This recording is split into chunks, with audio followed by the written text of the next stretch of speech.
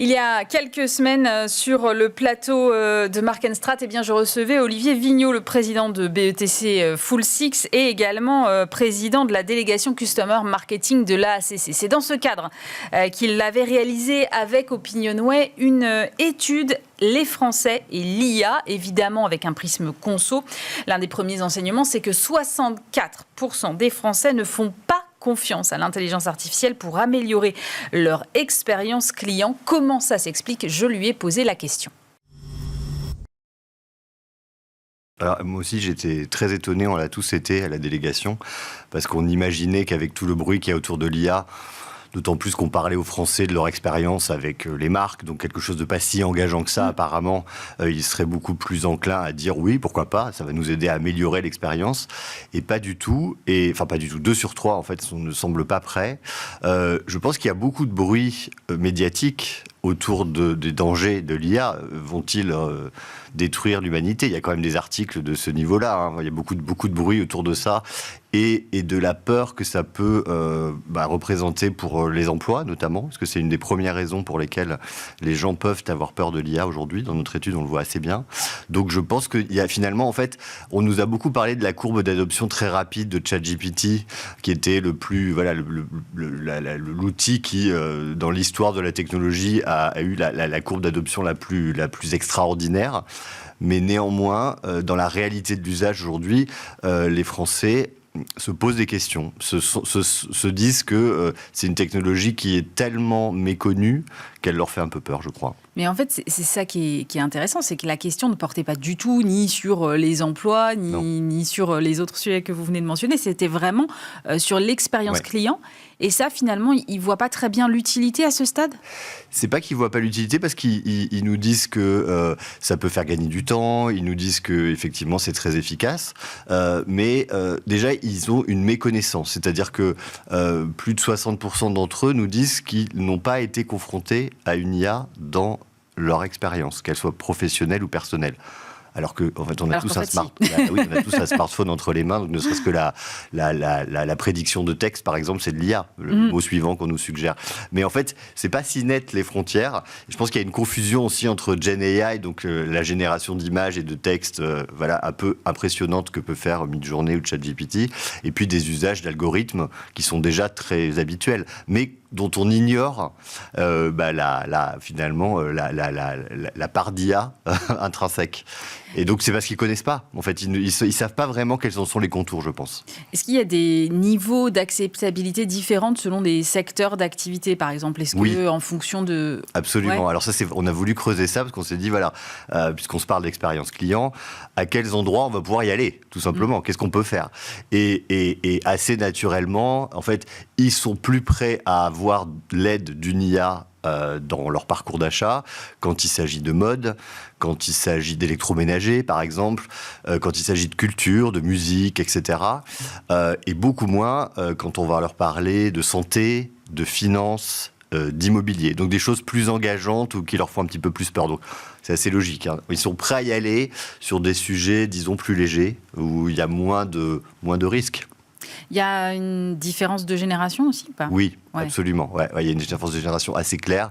La Gen Z, c'est probablement la génération IA.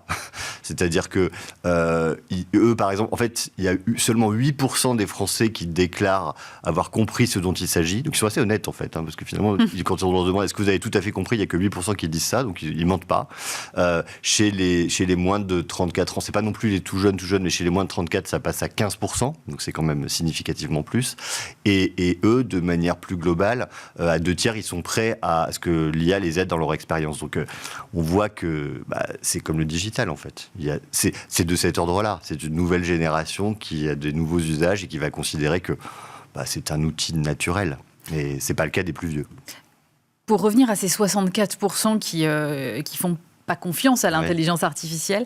Comment est-ce que les marques doivent se positionner vis-à-vis d'elles ? C'est-à-dire, est-ce qu'elles doivent faire davantage de pédagogie ? Est-ce qu'elles doivent, quand il y a un service qui utilise l'IA, l'afficher clairement ? Ou au contraire, vaut mieux le faire passer sous le radar parce que sinon ça va mal passer ? Comment vous voyez les choses ? Alors, il ne faut surtout pas faire passer sous le radar, bien sûr. Comme dès qu'il y a une crainte, en fait, le seul levier, c'est la transparence, le seul levier, c'est la pédagogie. C'est ce que nous disent d'ailleurs les plus jeunes. Ce sont eux qui nous alertent le plus sur leurs attentes de transparence en la matière. C'est-à-dire que dès lors qu'il y a l'intervention d'un modèle de langage de type IA et qui vraiment va influer sur les choix qui peuvent être faits dans un parcours client, il faut le dire très clairement. Il faut surtout que ce soit dans un cadre, on leur dit vos données, on va les utiliser comme ci, comme ça. On ne prétend pas qu'il y a un humain alors qu'il n'y en a pas. Enfin, ce qui semble de l'évidence, d'ailleurs. Oui. C'est absolument naturel de faire ça. Mais il faut l'avoir en tête parce que, en fait, comme c'est imparfait, si on se retrouve dans un environnement qui a été boosté par de l'IA et que finalement les réponses ne sont pas toujours toutes pertinentes, ce qui est forcément le cas de temps en temps, on pardonne plus quand on a dit la vérité, quand on a été clair. Et ça va être aussi d'autant plus important dans ce qui va se passer assez vite, qui va être en tout cas c'est ma conviction, le fait de déléguer des choix de produits à une IA. C'est-à-dire que demain, finalement, pour faire les bons arbitrages financiers, si j'ai un panier de choses à acheter et que j'ai une IA qui va pouvoir, à ma place, faire tout ce qui prendrait un temps fou, c'est-à-dire évaluer les différentes propositions, qualité-prix, etc., et me faire une proposition de ce qui serait le mieux pour moi, ce qui est quand même un bénéfice formidable. Il faut quand même avoir rudement confiance dans l'outil pour faire ça. Aujourd'hui, pour l'instant, les Français ne sont pas prêts à ça. À 57%, ils nous disent non, même si c'est alors qu'on est quand même dans une période où on fait attention à nos sous. 57%, ils nous disent non, je ne suis pas prêt à déléguer, même pour avoir un bénéfice financier significatif. Pour l'instant, je ne suis pas prêt à déléguer mes achats, mon panier à une IA, parce que je perds un peu de maîtrise. Enfin, cela dit, il y a quand même plus de 30% qui sont OK, donc c'est quand même une majorité qui n'est pas prête. Mais demain, quand on ira sur des usages de cette nature, parce que c'est sûr qu'on va vers là, il faut qu'on soit dans un environnement extrêmement rassurant. Ça veut dire que demain, par exemple, je pourrais faire mes courses en ligne et dire à l'IA OK, j'ai fait mon panier, maintenant enlève-moi ce qui n'est pas bon pour la santé, enlève-moi... Ouais. En fait, on peut la briefer. Voilà, je voudrais un menu de fête où je voudrais tout simplement mes courses quotidiennes, mais en dépensant 20% de moins, parce que là, c'est un peu dur ce mois-ci. Donc, quels sont les arbitrages les plus intéressants que tu peux me proposer ? Mais les Français n'en ont pas encore conscience que ça peut aller à ce niveau-là, si ? Pas complètement, non, pas complètement, puisque en fait, là, quand on leur pose la question, ils ne sont pas encore prêts, mais c'est quand même, on va vers là, puisque finalement, c'est une façon de faire des arbitrages dans un panier, dans un champ de possibles, donc c'est tout à fait atteignable. La question, c'est l'usage qui va être fait par les gens, de plus en plus d'outils conversationnels qui vont les familiariser avec ça. C'est encore très rare en fait. Il y a beaucoup de communication, mais il n'y a pas tant de marques qui ont mis entre les mains aujourd'hui des outils qui soient vraiment performants.